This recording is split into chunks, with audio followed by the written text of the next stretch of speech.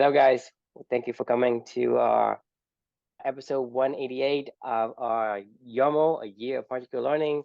4 days. This is we Yeah, because Chris has a family reunion and we don't run for trains, and so we have to let what be, right? And yeah. so that's and then but we're excited to come back, and today we want to talk about the purpose of life, I guess. No, the Purpose of life. yeah. So the book is called The Purpose Driven Life. What on Earth Am I Here For by Rick Warren. The book is actually supposed to be designed to be read in a 42-day period. This is a really famous book, honestly. This is one of the most successful fiction books of all time. It's in the top at least 50 all-time highest selling nonfiction books.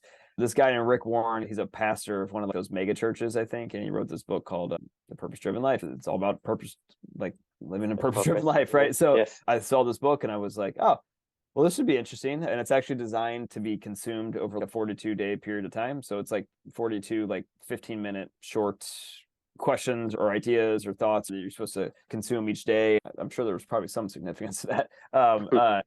But yeah, so like I actually did this one with 42 days straight. Oh, really? Okay. It was one of my monthly challenges that I did for myself, and I was like, I'll try to do this one day for like 15 minutes a day while I'm reading other books or whatever, and we'll see.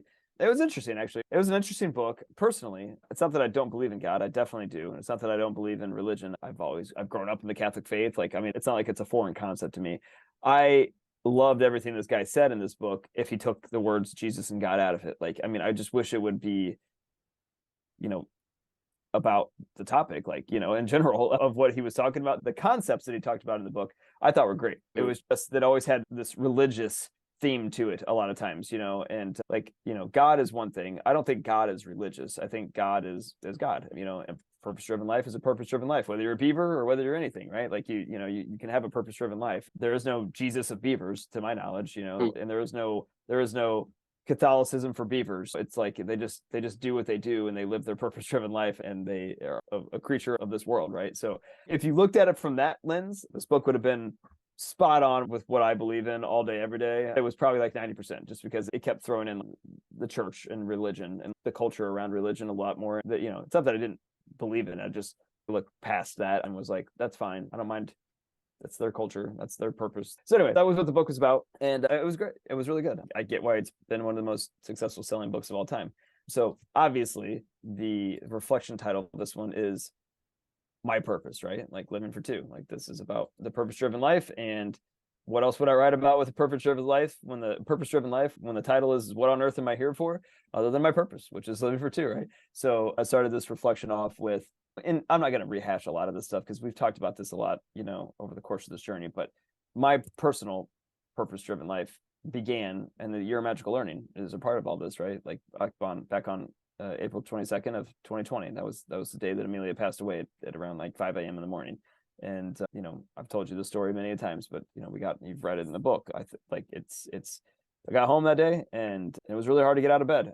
We collapsed in bed after exhaustion, just pure exhaustion from like a 5-day battle actually with Amelia, just fighting for everything with her being for a chance at life after her last surgery that resulted in a lot of complications. And on this particular day, on April 22nd, my wife and I got home at like roughly 7 a.m. after staying up all night with Amelia and my wife holding her for the last 7 hours of her life as we extubated her off of her ventilator and made the decision to let her expire. And obviously devastated our family, like mind just completely, like, I mean, it's hard for me to sometimes even go back there because I can't. It's really hard to be put back in that frame of reference because it's almost something that I can't even recreate unless, I don't know. It's hard to describe, but it felt like literal, just like nothing.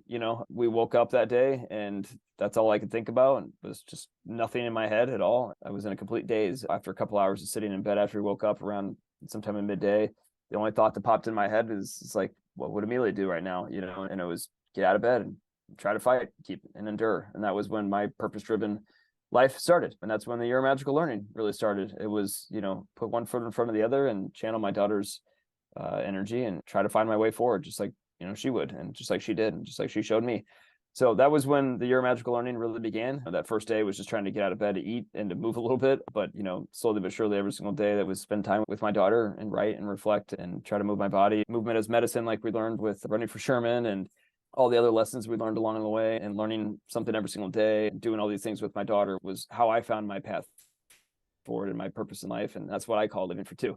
She helped me to find my values on this journey. When her and I are performing actions and activities that are aligned to those values, that's when I know I'm connected with her and she's still here with me, and I'm still learning from her and experiencing life with her, and she's not gone. That makes me feel better. It makes me feel like I have that connection with my daughter, and that is my purpose. That is why I'm on earth at this point in time, I feel like, and I don't think that'll change until the day that I die. That said, one of the interesting things about this particular book is this is officially the last book from before. When I first started writing the Year of Magical Learning Reflections, it was about a year and a half after Amelia had passed away. So this was, I think, the monthly challenge that this started on was in September of 2021. And we're now, as we're recording this right now, it's late January of 2023.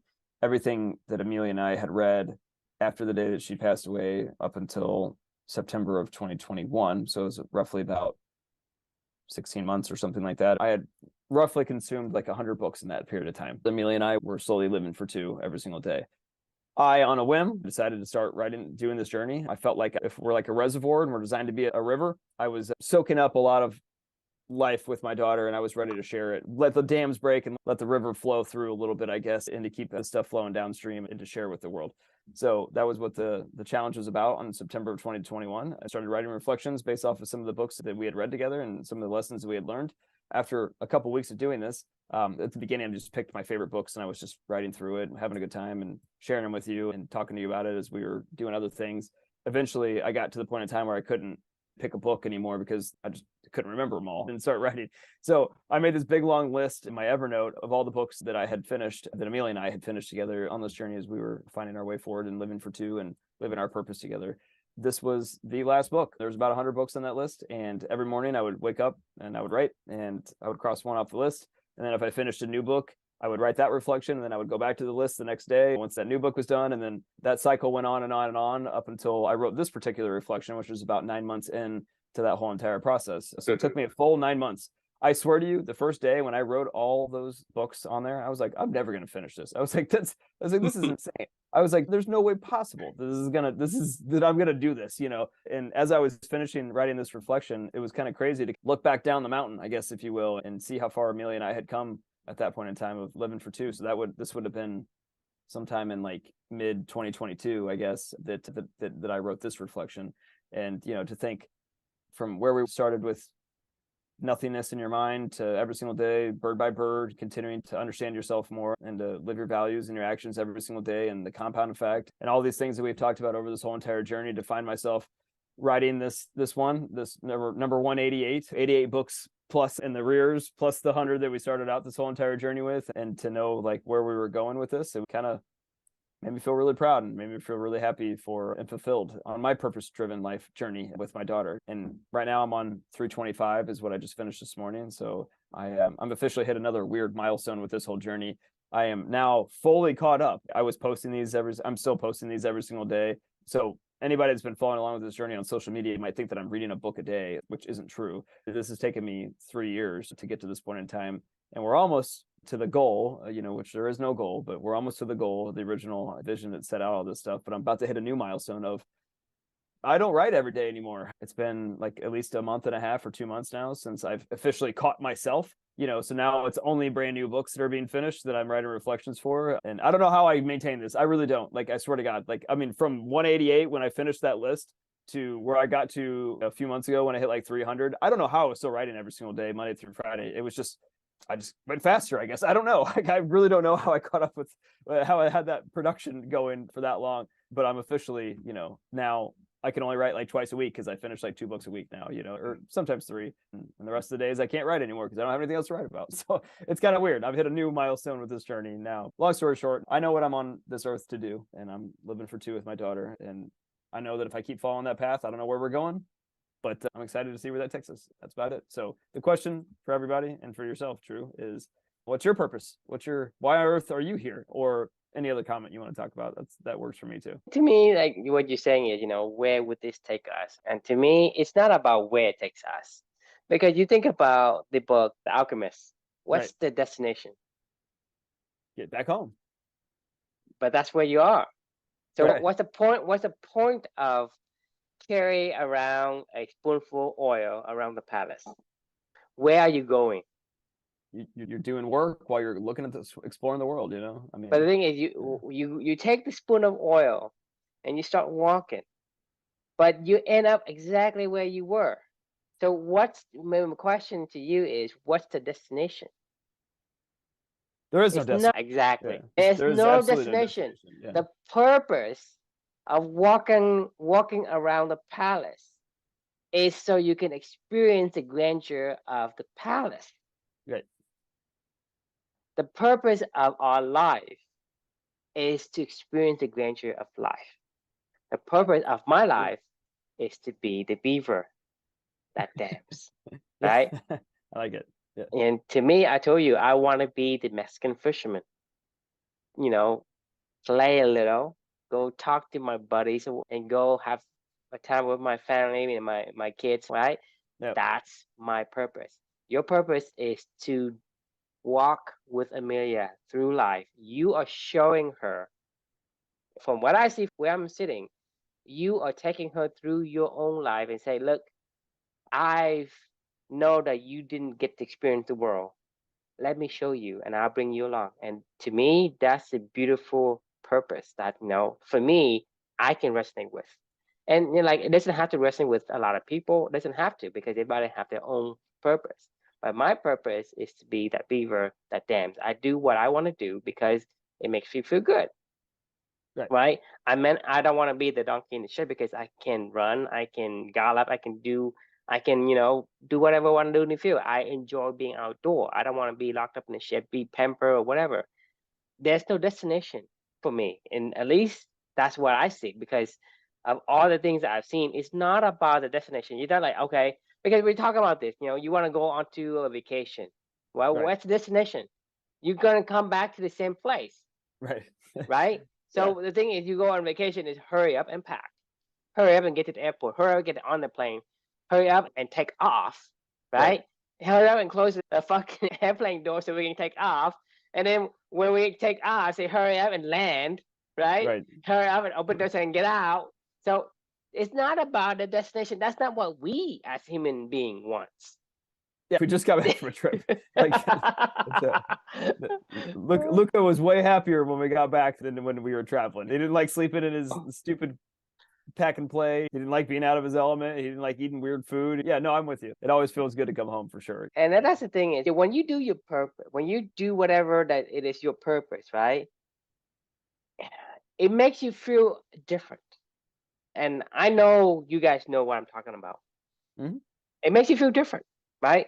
It has nothing to do with logic. You say, well, you're talking about a person want to conserve energy, for example. If you want to conserve energy, why would you want to walk at all, right? True. Yeah.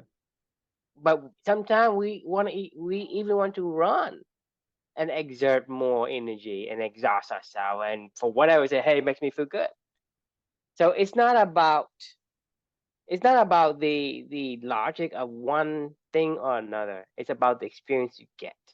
And the experience you get depends on who you are and who you made to be. And if somebody tells you to be this and do that, right?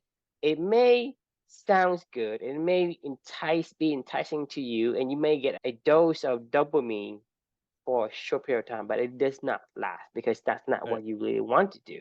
Right. I mean, you think about all the things. I say I want to be famous, like some actor that, whatever. But that thing is, I can't take the hateful comments online, right? So to Right. me, I won't even focus on the thing I've got that was good. I focus on the negative things that I could not handle. And so for me, my life as that guy that I initially would want to be like would be miserable, because that's Yes. not who I am. Right. Because the other people who can live a life of, stardom, can withstand the negative comments It doesn't takes away the positive feeling that I have.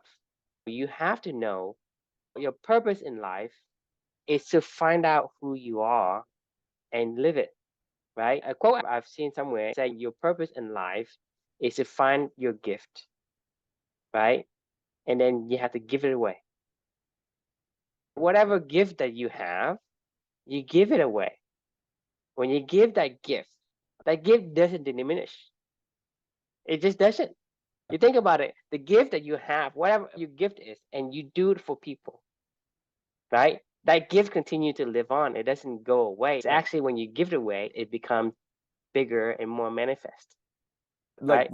look at this journey. I mean, like, it has nothing to do with anything. It doesn't make any sense. Like none of it makes any sense, but like it's enjoyable, and I get to, and I get to do this with my daughter every day, and then we get to give it away. Like, and that's great. Yeah, I mean, like, my aunt, I just told you we went down to Florida and had like a de facto family reunion of a bunch of the Sears family that I hadn't seen in a while. My aunt, I haven't seen her since before COVID. She lives in Houston. I think she's near Galveston. She was always supportive of my family when we were going through with Amelia and with Luca too. I mean, with Luca had his own challenges, but he's his own, unique bird, and he's fine. But I hadn't seen her in probably 4 years or something like that. And she made sure that she let me know that she was there with us the whole entire time, and she just wanted to come up and talk to us about it, talk to me about Amelia, and talked about the book and things that she felt when and I know she shared that with me via like text or Facebook Messenger or something like that, but that was the first time we'd seen each other in person in a while.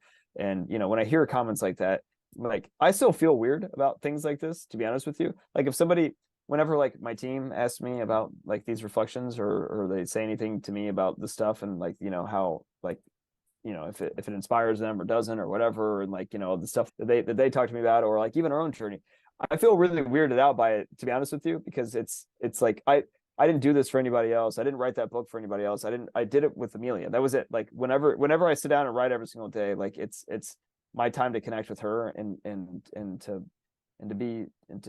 live our purpose. That's what I'm saying. Is you Right. are walking around the palace and you're just taking her with you because Right. you saying, look, I brought you into this world, but unfortunately you didn't get a chance, right, to continue. Well, not only that, she's my teacher. I mean, she was my soul. I just finished this book called The Way of Integrity, and like it talked about soul teachers in one portion of it. People that live a different life than you, and they're countercultural, and they do things a little bit differently. And there's somebody that helps you to find your own way. And like Amelia, without ever speaking a word, I just wrote about this morning. Without ever speaking a word, she taught me more than anybody's ever taught me in my entire life. From my perspective, she changed your life. She 100% did it. She does every day still. That's why this journey is no longer. She was my soul teacher at the beginning of all this. She set me on my journey. She laid the tracks. She still is a little lioness that I've still followed through track after track, living our values together. I don't know where we're going, like we said in that book a long time ago, The Lion Tracker's Guide to Life. I don't know where I'm going, but I know how we'll get there. And that's what we do But every that's the single thing day. is if your daughter were here, right, like physically here, and she said, "Hey, Dad, let's go take a walk," and you say, "Where do you want to walk?" She say, "Well, doesn't matter," right? So Exactly. that was what I'm saying is, it's not about where you guys are going. It is not about where I am going. It's about the experience that you Right. have with her walking, right? And you can go and ask Felicia, "Hey, let's go for a walk," right? And you say, "Well, where should we walk?" She would say, "I don't really care." Yeah, just The point is, I'm walking with you. So to me, that's not like we're saying in The Alchemist. Where is the destination? And when the guy was walking through the palace, where was the destination? He walks from one place and he end up at the same place he was before. So the destination isn't that important. Let's say you run to the right, right? You can circle back to where you are, right? You can run to the left and you go circle back to where you are. right. But the point of life and the point of all these things, and even all these references from the book, is the experience that you get to have with the people that you have connections and meaningful relationships with that makes that memory memorable. Yeah, it's meaningful work and meaningful relationships. It's what we've talked about forever, and that's the principles that Club and You're built on. Is those same philosophical principles of, like, if people can do what they want to do with the people that they want to do it with, then I have a very good feeling that their life will be sustainable, be purpose driven and see, we may not be going anywhere, but at least we'll all enjoy it together until we can't. Hopefully, I don't know what's beyond after this, but I feel confident knowing that I am every single day enjoying the time that I have on this earth. That's all that matters. You get to be what you want to be. Right. I get to be what I want to be. Mm-hmm. That's the point, right? Don't miss the point. You have to be who you want to be, right? And a lot of times we don't ask ourselves what is that we want to be and who we are, because there's certain things that you're being told that you should want. That's culture. That's what culture is. Yeah. And right. nature is the opposite of that. Like nature is fighting culture. Like it. So culture is man-made, and of the double-edged sword. Right. Right. No, culture's beautiful. Well, it depends. Depends on how you use it. You can use it for good or use it for bad, just like a sword or a gun. Give somebody a sword, right? He can defend somebody and be something beautiful, or something very, evil, and take that sword and suppresses people and kill people with it. And so culture is the same way. Culture is the effect of our superpower, our ability to spread ideas from one person to the next and have that person be agreeable to that. That's what culture is. It's a belief in the same concept of things. And when we do that, right, let's say the culture is to suppress people and we want to suppress people. Well, to me, in my view, it's wrong, because you're suppressing people from being who they are, right? You can say, well, Germany has a culture in 1940s, right? 1930s and 1940s. They say, well, I believe in this thing. They believed it. That's why they agreed to kill all the Jews, because they believed it, right? That's culture. But looking back at it, was that a good thing, or was it a bad thing? Right? So, but it's still culture. Don't you think? Oh, for sure. No, like that, and that's the really interesting part. This is why I was trying to tell you to read that book, The Way of Integrity. I think you're going to really like it, because it was a lot about these kind of topics in general. There is a way to combat culture, and that's build your own culture. You're either living somebody else's culture or you're building your own. And that is the biggest lesson that Amelia taught me upon reflection of everything that we all went through together. The culture, like you said before, culture is good if it comes from the true intention. Just like we're talking about the bread culture, right? The startup culture that you talked about before, right? It has to be true. It has to be true. If it's not true, it doesn't last, right? So the problem with these, like when you have a true culture, let's say we are, we are depending on that for survival. Where we're talking about having woolly mammoths, having Neanderthals trying to, annihilate us from the face of the earth, right? We gather together and form our own culture and become this super organism that we survive past, and we make the woolly mammoth and the Neanderthal extinct, right? Because that's what we want to survive. And then over time, people say, well, if we can do that, that's our human nature. Let me trick it and say, well, I'm going to do this for the good of humanity, blah, blah, blah. But it wasn't, and it was for profits. And this is where it becomes like gray area, where culture, it becomes the things that kills you, not the things that saves you. I was the product of a culture, and I did what I was supposed to try to do in that culture. I fought it, and when I fought it, I ended up having panic attacks and things like that, and anxiety and stuff like that, right? Because I knew that wasn't who I wanted to be, but then I also knew that is who I wanted to be. That split dichotomy in your mind will drive anybody insane. What Amelia taught me, the number one lesson that I learned from Amelia was, what matters in life in general. And that is, for her, like it was just the shot at life and enduring and fighting and keeping moving forward, but also living a life of purpose and meaning and values in general. She did it every single moment of every single minute of every single waking hour that she had on her time on this earth. And when I saw that was when, and this took a long time too, right? Like whether Amelia was still here with us or not, I still saw that from her from day one with her. For me, like that showed me as my soul teacher, she showed me like, you don't have to do what other people say to do. Like that's not, you can just be you and be okay with that, and try your best. And you should be you. You want to me, right? See, that's the whole point. Right. To be you. And the key to combat bad culture is to learn who you are and be who you are. Because if you are who you are, and let's say you value integrity and you value human life, no propaganda from any government Right. can persuade you to say, well, this is the right thing to do. You can't say, well, if I value human life and I value kindness, no German soldiers, no German chancellor, no fast talking gurus in power is ever going to persuade me as a German citizen to say, hey, it is okay to kill all these people because we are, doing something for the good, for the greater good, is to purify this Aryan race of ours and whatever it is, right? You can't, it conflict with how I act and how I behave, right? What I Right. believe. Because if I don't know who I am, then it's easy for them to say, yeah, this is good for the greater good.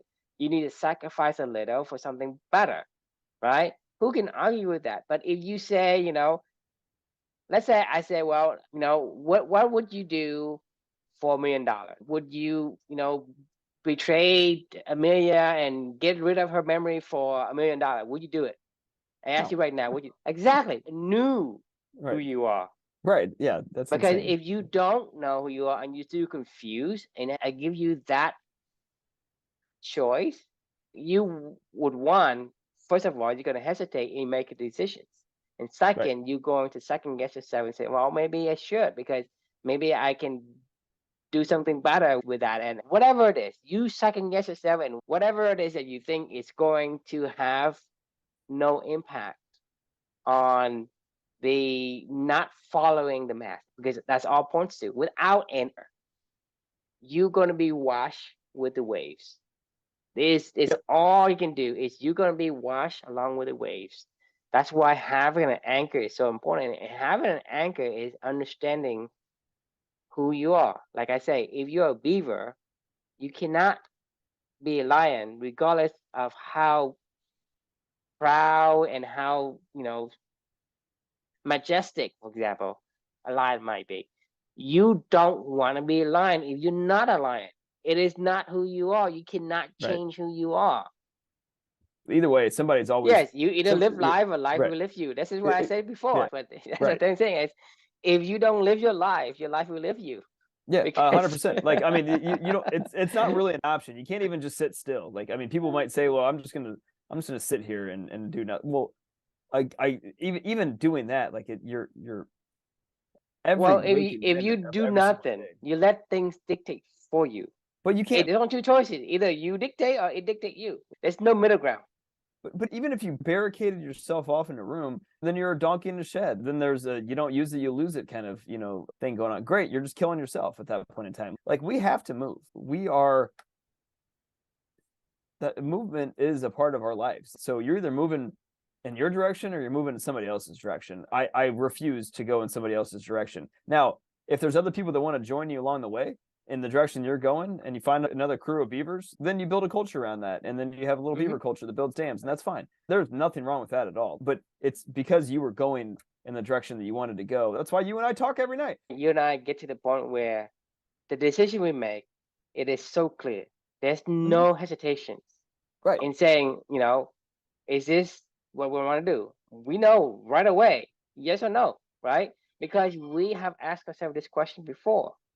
And because of that, we know, and we are convicted.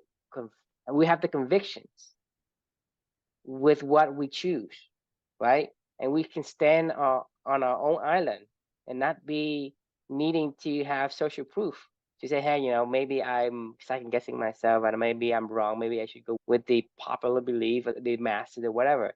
This is part of our human DNA as well. But the thing is, it's only because we are uncertain. Right. When we are uncertain, we look for social proof to make Yep. sure we're not going to be the one that's going to left out in the cold and can't survive. But once we know for certain, we have the convictions to stand regardless of what happens.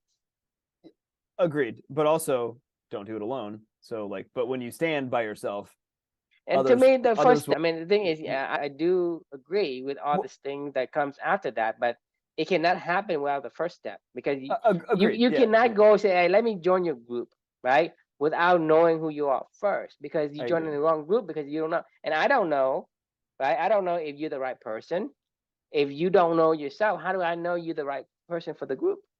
So the first thing you have Yeah. to do, the first step is you have to know yourself, and you have to know what group resonates with you. What group That'll just is find you. going to give In my you the opinion, benefit. you'll just find each other at that point in time. Like, You're because that's going how, to you're going to gravitate towards one another. yeah, Once you understand who you are, you say, "This is who I am." You're going to naturally gravitate toward the common culture, the common whatever that you share. You will gravitate to one another. and you know what the funny thing is about companies that we keep harping on? Like, if you listen to all of our stuff, you would probably think that we hate companies. Like, that's not true. I don't hate commerce at all. Do you think there's any employee in this entire world, at least in corporate America, that if you ask them, would you work at this place for free? What do you think they would say? Hell no. Hell no. Hell no. Do you gravitate toward each other? Do you know why you're here? There might be places to go, I really want to work at Facebook. Like, I love the product. I love the vibe. I love, like, you know, everything that they got going on over there. I fit their culture. And then you get in there and you're like, would you do it for free?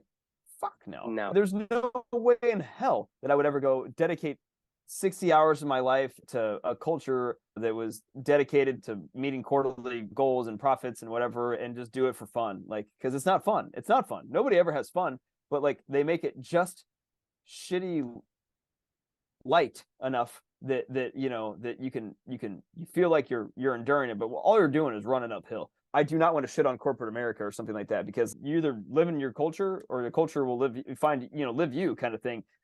What we're trying to do is to take these concepts, exactly what we're talking about right now, and say, would you do this for free? If so, come join our team. Like, and that's it.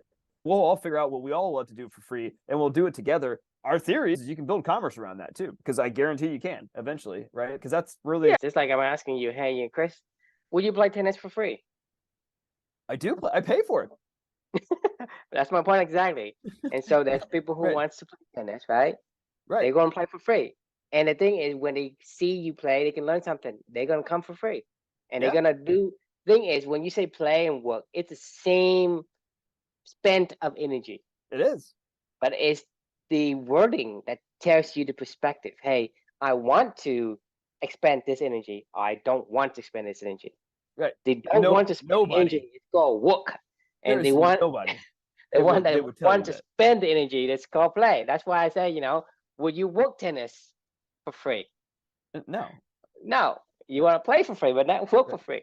Right. Because work dictates the perspective of where you look at the effort of the spending the energy to. If you spend So, energy something that you don't want, it's work.